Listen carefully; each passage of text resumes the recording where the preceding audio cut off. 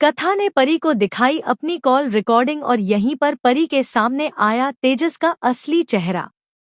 जी हाँ दोस्तों, कभी नीम नीम कभी शहद शहद की कहानी में अब आने वाला है एक बड़ा मोड़, जब कथा उठाएगी एक ऐसा कदम जो पूरी सच्चाई सामने ला देगा। परी, जो अब तक कथा को ही गलत समझ रही थी, उसे झूठा और चालाक मान रही थी, उसे तेजस का मासूम चेहरा दिखाई दे रहा था।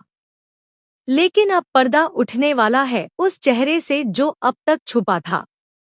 कथा ने परी को दिखाई अपनी कॉल रिकॉर्डिंग, जिसमें तेजस की सारी सच्चाई कैद थी। यह वही रिकॉर्डिंग थी जिसमें तेजस खुद कबूल कर रहा था कि उसने परी को किडनैप किया था। लेकिन इससे पहले कि यह सच्चाई सामने आती, परी पूरी तरह से कथा पर बरस पड़ती है। वह अकेले में कथा पर चिल्ला उठती है, कथा, तुमने मुझसे झूठ क्यों बोला? तुमने क्यों कहा कि तेजस मुझे जबरदस्ती ले जा रहा था? तेजस तो मेरी मदद कर रहा था। कथा चुपचाप खड़ी थी, आंखों में दर्द और दिल में तूफान लिए। फिर वह बोलती है, परी, तुम्हें मुझ पर भरोसा नहीं तो कोई बात नहीं, लेकिन अब खुद देखो, जिसे तुम फरिश्ता समझ रही हो, वही असल में तुम्हारा सबसे बड़ा दुश्मन है। कथा अपने फोन से वीडियो रिकॉर्डिंग चलाती है।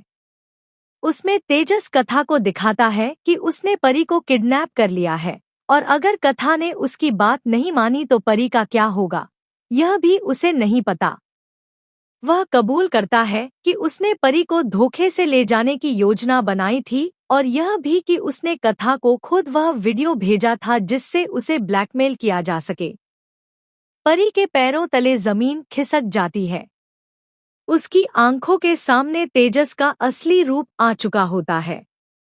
कथा फिर कहती है, अब समझी नैना ने तेजस को क्यों छोड़ा था। और फिर सामने आती है वह सच्चाई जो परी ने कभी सोची भी नहीं थी। तेजस ने न सिर्फ नैना के साथ मारपीट की, उसे मानसिक और शारीरिक रूप से टॉर्चर किया, बल्कि अब तक उसके शरीर पर तेजस के जुल्मों के निशान मौजूद हैं। परी हिल जाती है। उसे समझ आता है कि जिस इंसान को वह मसीहा समझ रही थी, वह असल में शैतान था। अब परी को याद आता है कि कैसे जब वह बेहोशी की हालत में थी, तब कथा ही थी जिसने उसे तेजस से बचाया और घर लेकर आई। लेकिन बदले में परी ने उसी को झूठा ठहरा दिया। गिल्ट और शर्म से भरी परी अपना सिर झुका देती है।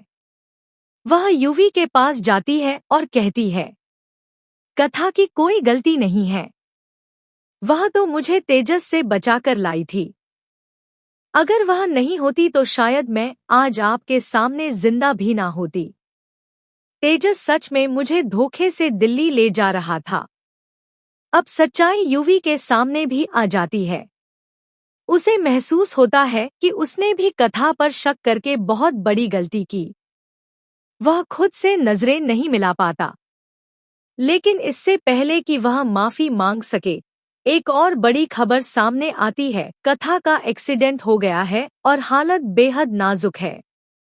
यहीं से कहानी लेती है एक नया मोड़।